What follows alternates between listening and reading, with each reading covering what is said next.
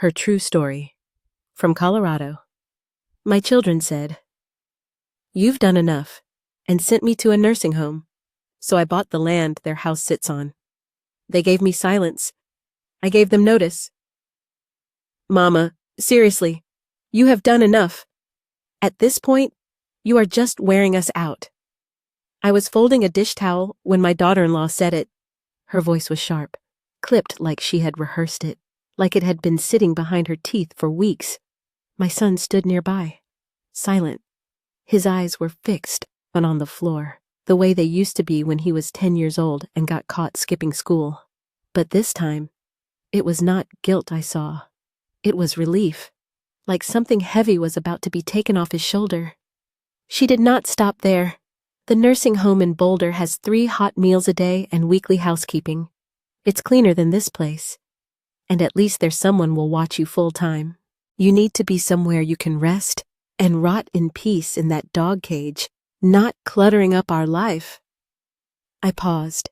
I pressed my fingers into the soft, faded towel and willed them not to shake. My name is Ruth. I am 78 years old.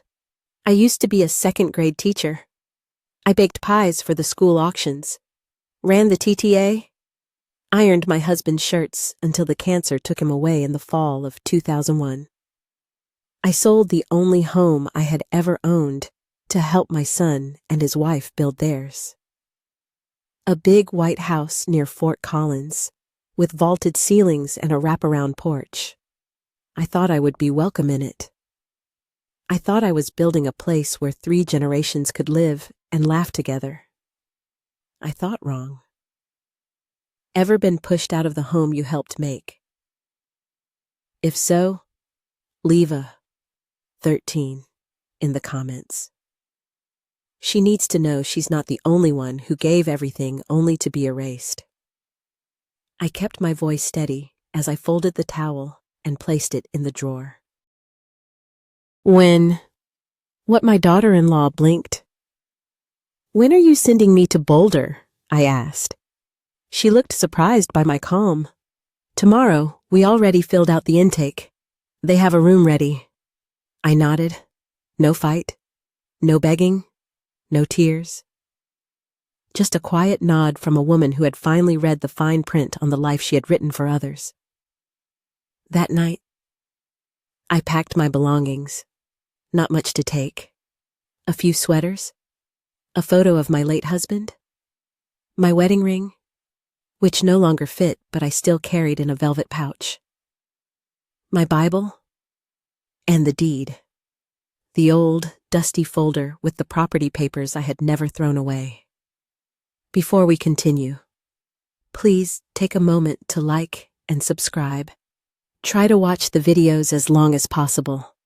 By watching more often, YouTube will promote these stories to a larger audience, grow your channel, and bring you more interesting things. Let's start now. I kept it in the bottom of my suitcase. My hands trembled a little when I zipped the bag, not from fear, from memory. I remembered the first time I bathed my son when he had chickenpox. I remembered sitting up all night sewing his Halloween costume. I remembered paying for his college textbooks when his part-time job was not enough. I remembered everything he seemed to have forgotten. The next morning, they loaded my suitcase into the back of the car. My granddaughter did not say goodbye. She had gymnastics practice. My grandson barely looked up from his phone. I suppose they were not told the truth. Or maybe they were. Maybe it was easier to say. Grandma needed a break than Grandma was in the way. We drove in silence for most of the ride. My son kept his eyes on the road. His wife scrolled through her phone. I stared out the window. The sky was wide and gray. The mountains in the distance were dusted with snow. It was January. Cold. Familiar. When we pulled up to the facility, it was nicer than I expected. Glass doors, smiling receptionist, A fireplace in the lobby with chairs arranged like someone still believed in conversation. "We will visit when we can," my son said, not looking at me. I nodded again. That was all I could offer him now. Nods. The intake nurse was kind. She asked me about allergies, medications, diet preferences. She asked if I wanted a television. I said no. I had enough voices in my head already. They left before lunch. No hugs, no warmth. Just the soft hiss of the automatic door closing behind them. The sound of something permanent. I sat on the edge of the bed in my new room. It smelled like bleach and lavender. There was a window, a desk, a shelf already holding books I would never read. I looked around and tried to feel thankful. It was clean. It was safe. But it was not home. That afternoon, I asked the nurse for a copy of the Wi-Fi password and called my lawyer. His name was Gerald. He was 91 years old and still sharper than a tack. "Ruth," he said, "good God, it has been ages. What brings you to me?"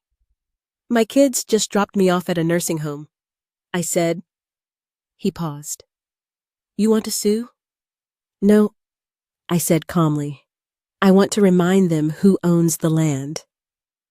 Silence on the other end. "You never transferred the title?" he asked. No. They never asked. They were too busy decorating the inside of a house they did not technically own. Gerald chuckled. "Well, you always were a quiet genius. I want the paperwork filed." I said, "No drama. Just legal notice. And when the time is right, I want to serve them a reminder. Not in court, just in writing. With my name on top, I will handle it personally," he said. That night, I slept like I had not in years, in a stranger's room, with strangers all around. But for the first time, I felt like I was back in control of something they thought I had lost. My voice. Before I was a burden, I was everything. I taught second grade for 33 years. I was the one who stayed late after school with the kids who needed extra help and came in early for the ones whose parents dropped them off too soon. I baked banana bread for every staff meeting and bought crayons with my own money when the school budget ran dry. I knew every child by name, even the ones who only passed through my classroom for a semester. They still write me letters, some with kids of their own now. My husband, William, was a quiet man with big hands and a tender heart. He died of pancreatic cancer 3 years after we both retired. We had plans. Small ones, nothing grand. A road trip to Yellowstone, a garden behind our cottage in Estes Park. But cancer does not honor calendars. It comes like a thief in the night and leaves you with empty chairs and unopened maps. After he passed, I stayed in the house for a while, the one with blue shutters and a front porch swing. I kept it spotless, as if he might come back and be proud of it, but the silence got too loud. I went days without hearing my own voice spoken aloud, so I decided. Maybe it was time to be closer to family. My son, Thomas, had just announced he and his wife were expecting their second child. They had land, nothing built yet, just acres and ideas. The economy was tight and loans were harder to get, so when I told them I wanted to sell my place and help, they looked at me like I had handed them a miracle. I sold the cottage. Every square foot of it was a memory. I watched the moving truck drive away with the last of my husband's books and the armchair where I used to read to my grandchildren. It hurt, but I told myself it was for something greater, for family, for a future that still had room for me. I wired the money, nearly every cent I had left after paying off medical bills and funeral costs. I told them, use it for the house. I do not need much. Just a little room in the back. Somewhere I can drink tea in the morning and kiss my grandbabies goodnight. They called me generous, saintly. You saved us, they said. And I believed them. The house went up quickly. Cream siding, big kitchen, hardwood floors, and a fireplace that turned on with a switch. They picked out every detail. I just smiled and said it looked beautiful. At first, everything felt right. I moved into a small guest room while they finished the basement. My grandson would crawl into my bed with picture books. My granddaughter would help me make brownies, sneaking chocolate chips when she thought I was not looking. I cooked dinner a few nights a week, helped with laundry, ran errands, nothing big, just useful. I wanted to be useful, but time changes people and usefulness has an expiration date. As the house settled, so did the roles. I started hearing things I had never heard before. Mom, can you not rearrange the pantry? I know you are trying to help, but it makes it hard to find stuff. Maybe take a step back on the discipline. Okay, they are just kids. They do not need your old school rules. I love that you are always here, but sometimes we need space, you know. So I took up less space. I stopped asking to babysit. I only ate meals when invited. I waited to be spoken to. When they wanted to remodel the basement into a guest suite, I offered to move into the sunroom. It is bright, I said. I like it. No one argued. By the second year, I stopped feeling like a part of the home. I felt more like a placeholder, like furniture no one wanted to throw away but no longer used. And still, I stayed quiet because I loved them, because I remembered rocking my son to sleep, because I believed somewhere inside they still saw me as more than a leftover. But I was wrong. I gave them my home, my savings, my hands, and my time. I gave them my name on the deed, and slowly they gave me silence. At first, they gave me the guest room upstairs. It had a small window that faced the driveway and a soft green quilt I had sewn when Thomas was still in high school. They called it my space, said I could decorate however I liked. I hung a picture of William by the lamp. I lined the shelf with my old books. I made it feel like home, or at least the closest thing to it. But things change. It started small. One day they said they were hosting a friend for the weekend and asked if I could temporarily sleep downstairs in the basement, just a few nights. The guest room had a better mattress, they said, and they wanted to make a good impression. I did not argue. I packed my nightgown and moved into the unfinished room below, concrete floors, a pull-out couch that creaked. No windows, no clock. Just a lamp with a flickering bulb and a smell that reminded me of damp laundry. The weekend came and went, but I never moved back upstairs. They never mentioned it, never invited me back to my room. The friend left, and that was it. My space became their spare space, and mine became invisible. Meals changed, too. In the early months, I ate with them, set the table, passed the rolls, listened to my grandson tell stories about recess, and my granddaughter recite spelling words with confidence. But slowly, I was asked to eat earlier or later. We are trying a new family routine, my daughter-in-law explained. It is nothing personal, just easier with the kids. I nodded. From then on, I ate in the kitchen while they set the dining table, a paper plate, a quiet corner, my portion carefully measured and left in the microwave, wrapped in plastic wrap like a leftover. One evening, my granddaughter peeked in and asked, "Grandma, why do you not eat with us anymore?" Before I could answer, her mother called from the hallway. "Sweetheart, Grandma likes watching her shows during dinner. She prefers it that way." I opened my mouth to speak, then closed it. What would I say that I missed being part of the conversation, that the silence around my dinner plate grew heavier with each bite? So I smiled, took a bite, nodded, and kept chewing. I became a shadow. I cleaned the kitchen when no one asked me to. I folded towels before they even made it to the laundry room. I raked leaves in the fall and swept the porch when the wind scattered dust across the welcome mat. I thought, maybe if I stayed useful, they would remember. But usefulness is not the same as belonging. One afternoon, I walked past the dining room and heard laughter. My daughter-in-law, her sister, and a few friends gathered for coffee. I was on my way to the laundry room, carrying a basket of damp towels when I caught a piece of their conversation. "Hello. So what is it like living with your mother-in-law full-time?" one of the women asked, lighthearted, teasing.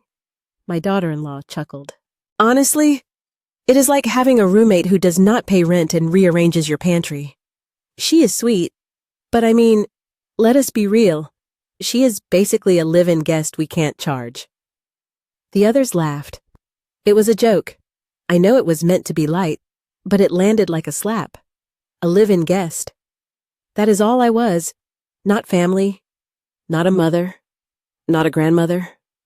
A guest. Without rent. Without room. Without reason to complain. I stood there for a moment longer, holding the basket, the towel on top still warm from the dryer. Then I turned, went back to the basement, and folded every piece with care. That night, I sat on the edge of the pull-out couch and looked around the room.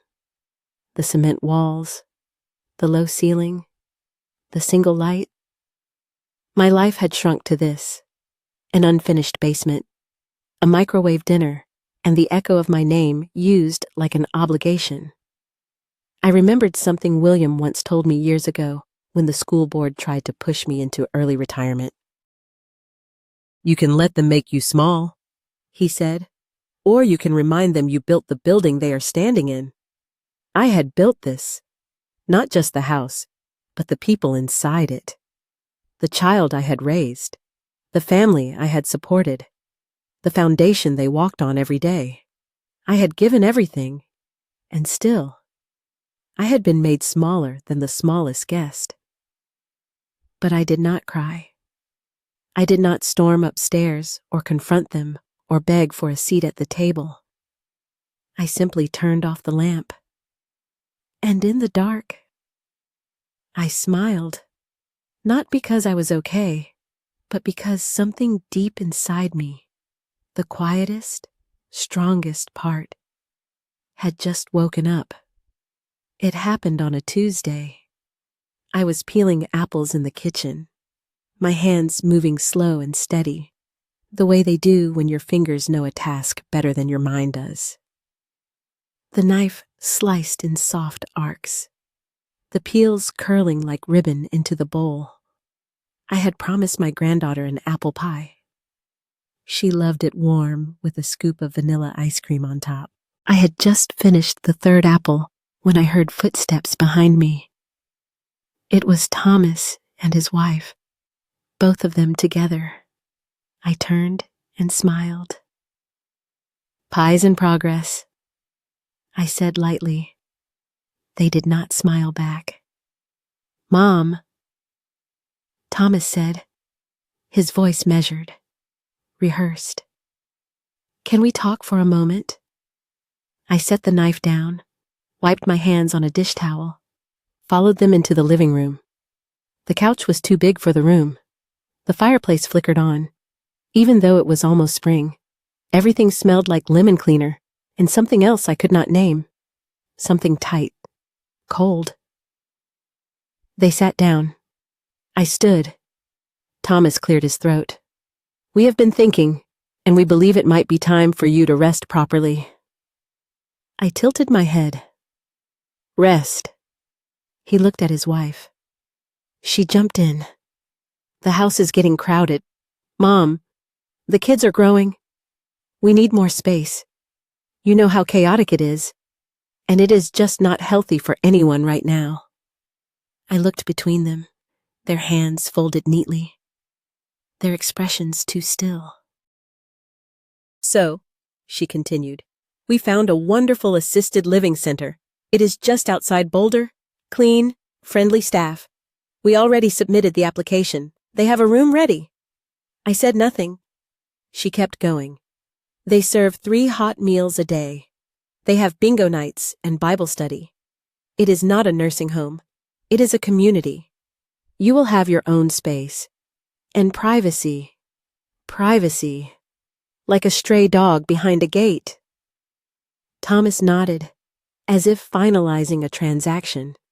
It is best for everyone. Mom, you deserve care. Real care. And we need to be able to breathe again. Breathe. As if my presence had choked the air from their lungs. I did not scream. I did not beg. I looked at my son, my only child, and wondered if he remembered the nights I stayed awake when he had night terrors. If he remembered the time I pawned my wedding ring to buy his band uniform. His eyes did not meet mine. When I asked, "This afternoon," his wife said briskly, "They are sending a car." A car? Yeah, like I was a package being picked up, like this was Amazon returns. I see, I said. I walked downstairs to the basement and began to pack. Not much to take. A few cardigans, a framed photo of William, my Bible, a wool blanket. I had knitted during the long Colorado winters, and I slipped the envelope into the side pocket of my suitcase, tucked beneath a pair of socks. They never asked about the deed. They had assumed it was theirs. The house was theirs. But the land, oh, the land, still whispered my name in ink. Upstairs, I heard laughter, my granddaughter giggling at a video, my grandson arguing about video game time. No one came down to help me pack. By the time the Uber arrived, I was waiting at the curb. A black sedan, clean, quiet. The driver stepped out and opened the door. "Are you Root?" I nodded. Thomas and his wife stood in the doorway but did not approach. My son gave a small wave, like I was heading out on vacation. His wife wrapped an arm around his waist and whispered something I could not hear. My grandchildren were not even home. They had practice or homework or nothing at all to say. I stepped into the car. The door closed with a gentle click. The driver pulled away. I did not look back. There was nothing left behind me worth seeing. The ride was long. The trees blurred past. The sky hung low and wide, gray and endless. I folded my hands in my lap and exhaled. I had not cried. I would not cry. Some endings are not loud. They are just final. The nursing home in Boulder was quiet, the kind of quiet that does not comfort. It presses on your chest like a pillow too heavy to move. The meals came on time. The nurses were kind, or at least practiced in the art of kindness. There were bingo nights, as promised, Bible study on Wednesdays, but no one looked you in the eye for too long. Everyone walked with slippers that barely touched the floor, as if trying not to wake a dream we were all trapped in. I spent most of my days by the window, a small chair, a side table. My cup of tea went cold often, but I sipped it anyway. I had brought one suitcase. That was all I needed. In that suitcase was the folder that held the deed. I had kept it all these years, not for power, not for pride, just for record, in case someone ever needed to know where everything began. And now, someone did. I took it out one afternoon when the sky turned that soft, aching blue Colorado does so well. I laid the pages out on the table, smoothed the creases, and read every word. My name, My husband's. The date of sale. The legal parcel number. The notarized signature. The line that said, owner of record. And there it was. Still me. Not them. Not their LLC. Not their mortgage company. Not their new address label on Amazon. Me. I had never transferred the title. They had never asked. Too busy picking backsplash tiles and arguing over garage shelving. They thought because they had built something, it meant they owned everything beneath it. But they had built a house on land that was not theirs, and land is power. I picked up the phone and called Gerald. Gerald Washington had been our family attorney for years. Back when lawyers were paid in pies and handshakes, he had retired officially. But I knew better. Men like Gerald did not retire. They waited for justice to wake them back up. Ruth, he said, his voice still strong, despite the static. Well, I will be damned. What are you calling from? Heaven or prison? Neither, I said. But I might be the ghost in someone's future if you help me. I explained everything. The sale, the house, the treatment, the exile, and then I said the line I had been rehearsing in my head for weeks. I want to revoke permission. Legally. Quietly. No screaming. No scandal. Just paper. He laughed. Not because it was funny, but because it was good. You always were 3 steps ahead of the rest of us, he said. I will handle it personally. Within a week. The new paperwork was filed. The notice was written. The envelope was sealed. They would find it in their mailbox soon, between credit card offers and coupon books. Just a simple letter. No venom. Just fact. That the land beneath their home no longer welcomed them, and the woman they had cast out. She was still standing. The notice went out on a Wednesday. No signature needed. Just a stamped envelope with a clear message. 30 days to vacate. Legal. Final binding. It was not written with anger. I chose every word carefully, without venom or threat. Just truth. My lawyer sent it via certified mail, and I knew the moment they received it. The phone rang 5 times that afternoon. I did not answer. The 6th time, it stopped mid-ring. Then, silence. Then, screaming. Not in my home, God, no. I was miles away by then. In my own peace, but in theirs. My daughter-in-law called me names I will not repeat. Words that bounced off me like rain on stone. She called me a traitor, a thief, a manipulator. She called the police. The officer showed up at her door, looked at the paperwork, and called Gerald. My lawyer. He had already prepared a statement.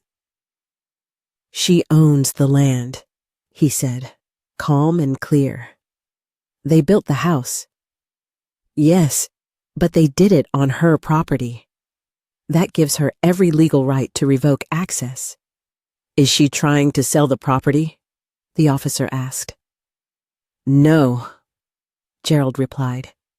She is just removing people who were never granted legal right to occupy it. That was the end of that. I do not know how long they cried, or yelled, or threw things. I was not there. But I heard about the family meeting they held. Neighbors told me the blinds were shut, the voices loud, the tension visible from the sidewalk. It was the kind of chaos you could feel through walls. And me, I was sipping chamomile tea on my porch, watching the wind move through my garden. No revenge, no gloating, just peace. Because for the first time in years, I was not the one trying to hold it all together. I was not the maid, the babysitter, the unpaid guest. I was the owner. And those who told me I had done enough, who cast me out without a second thought. They were being reminded, quietly, legally, irrefutably, that I had never stopped mattering. They gave me silence. I gave them notice. The house stood empty for 3 weeks. When I walked through the front door, the silence was different. It was not the sharp, heavy kind I had once endured. It was clean, open, like the air had been cleared of something toxic. No shouting, no heavy footsteps above my room, no slamming cabinets or whispered complaints, just peace. I did not bring much with me. A few boxes, my books, the same velvet pouch that held my wedding ring, and the deed. Now, folded away for good, the house was no longer a place of rejection. It was mine, entirely, quietly, mine. I started with the kitchen. I scrubbed it top to bottom, wiping away grease, dust, and memory. I donated the decor, signs that said "Blessed and Gather," to a thrift store downtown. I did not need reminders. I knew what had been lost. I also knew what I was building now. Something new. It came to me slowly, first in a dream, then in a letter from a friend at the nursing home. A woman named Helen had written, "If you ever find yourself alone but not lonely, I'd love to visit. I miss tea that doesn't taste like metal." That letter stayed on my fridge. The next one came from Gloria, then Marie, then from a man named Lyle, whose wife had passed 2 winters ago. People who had given all they had to their children, their churches, their communities, and had been left with silence in return.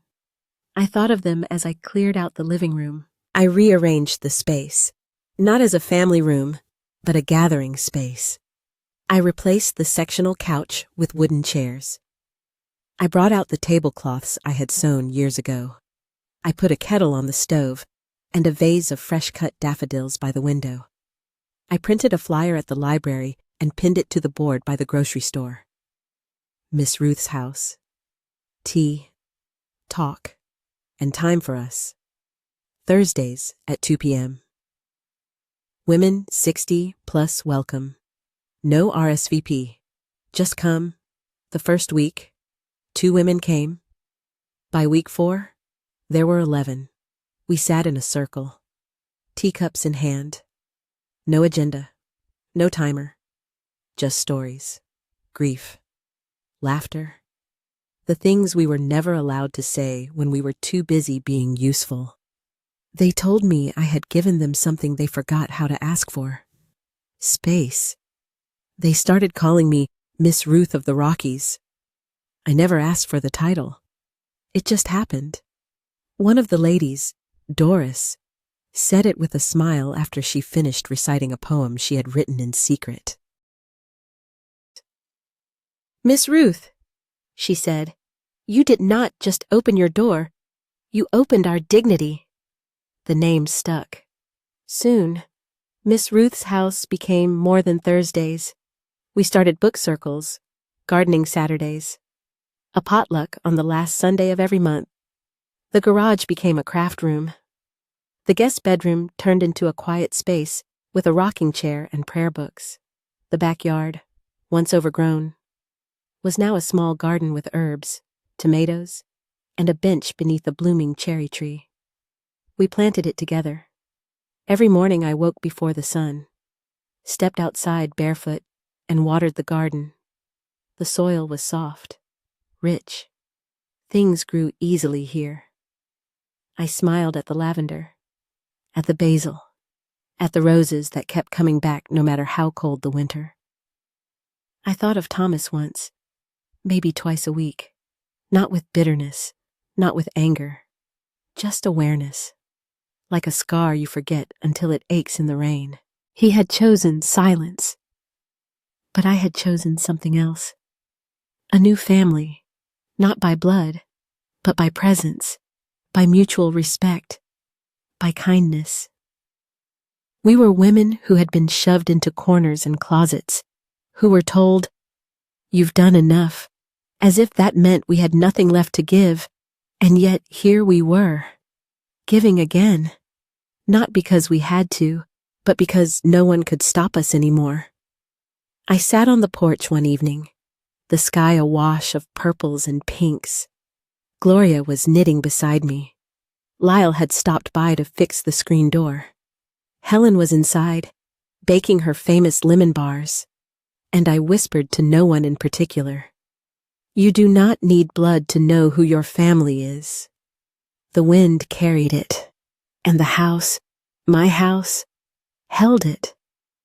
The text came at 6:42 in the morning. I was on the porch, the steam rising from my coffee, the air still holding that crisp bite that tells you spring is here, but the mountain's memory of winter hasn't faded yet. Birds were just starting their morning chorus, and the dew clung to the rosemary bush I had planted near the steps. My phone buzzed once, just once. I almost did not look, but something made me reach for it. It was from Thomas. Mom, I'm sorry. I was wrong. I was stupid. I see that now. Will you put me back in the will?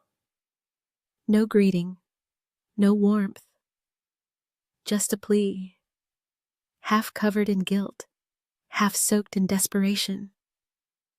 I read it twice, and then I sat back and watched the sky turn gold.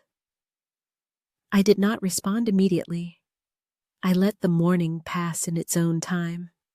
I watered the plants. I tidied the reading room. I sorted some of the new letters from our Thursday group. At noon, I finally wrote back. Just one line. A debt must be paid before a conversation can begin. I did not send anything more, not because I wanted to be cruel, but because after everything, after the silence, the exile, the insult, the betrayal, I owed myself something more than forgiveness on command. I owed myself clarity. He owed me recognition, not just of my value, but of my endurance, my patience, my silence, my strength. And I was done giving all those things away for free. He never replied, but I imagine he read it more than once, just like I had read his. Maybe someday he will understand. People ask me now if I regret it, kicking my son out, taking back what was mine, turning my old home into a gathering place for women who had nowhere else to be. And I tell them this, I do not regret reclaiming what I built. I do not regret reminding them that the woman they shoved aside was the one who paid the first brick, signed the first paper, dreamed the first dream. They said I had lived too long, but they forgot. I am the reason that house did not fall apart long ago. I patched its roof with retirement checks. I mopped its floors when no one asked. I held its door open to every guest they cared more for than me. I was the quiet architect, the ghost behind the walls, the backbone in the basement. They said I overstayed, but they never noticed how long I stood between that home and the wrecking it deserved. I did not scream when they pushed me out. I did not beg when they turned their backs. I waited. I listened. I remembered. And when it was time, I did not use fire. I used paper. That house may have been filled with their things, but the land knew my name, and the law did too. Now I live in a place where I am not a guest in my own life. The Olive Hearth. It is what we call it now. A small sunlit house tucked between pine trees and open sky. It is quiet, but not lonely. Women come and go. We host poetry nights, potlucks, birthday teas for ladies who no longer get phone calls from their kids, but get hugs from each other here. We mend things together, not just quilts, but hearts, spirits. Every Thursday, we open the windows wide and let the light in. We sit in circles. We speak our names, and we tell the truths that were too heavy for our kitchens and living rooms. I do not lead them. I just sit among them. One of them, not louder, just finally heard. Last month, a woman named Evelyn said, "I used to think the worst part of growing old was being invisible. But now I see the worst part was being visible only when they needed something." We all nodded. We knew. But now we are visible for who we are, not what we can do. Sometimes, when I water the herbs in the back garden, I think of Thomas. Not with hate, not with longing, just stillness. I remember him as a child, his small hand holding mine on the first day of school.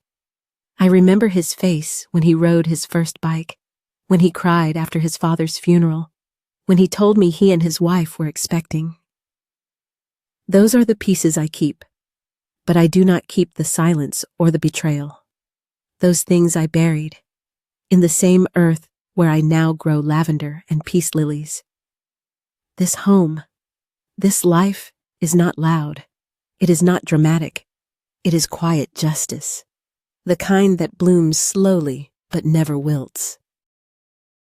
And if someone ever knocks on my door again, someone looking for kindness, not charity, for connection, not apology, I will let them in, but only if they come with honesty, because I have learned kindness is not weakness, it is choice.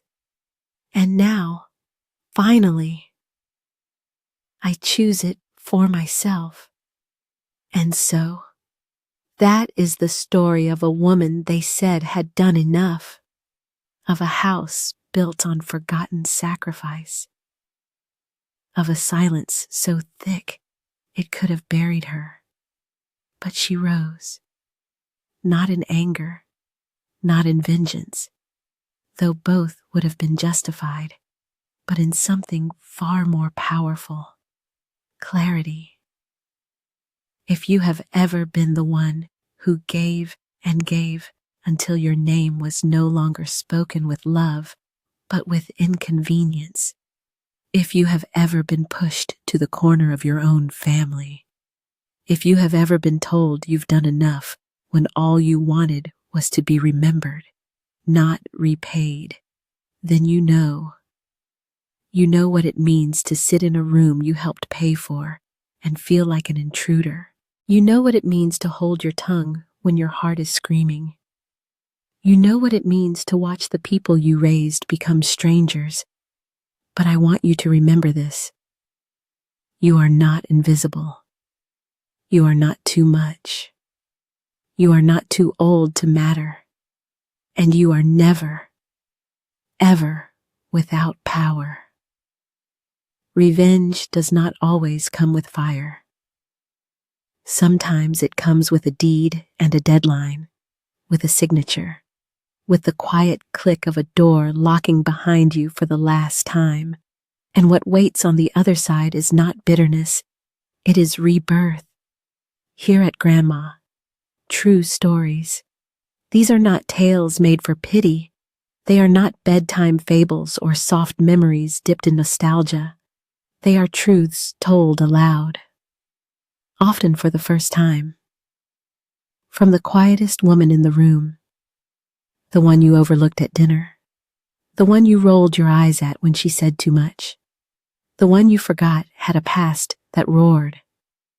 Well, now she is speaking, and I promise you, when a grandma speaks, the world listens. So if you believe in justice that takes its time, if you believe in dignity that does not need an audience, if you believe in memory as a form of power, then I invite you to subscribe to this channel, not just to hear more stories like this, but to remember the women in your life who have lived through what they never spoke. Click subscribe, turn on the bell, and stay with us here at Grandma. True stories, where silence becomes strength and age becomes armor. Because the past isn't gone. It's just finally ready to be heard.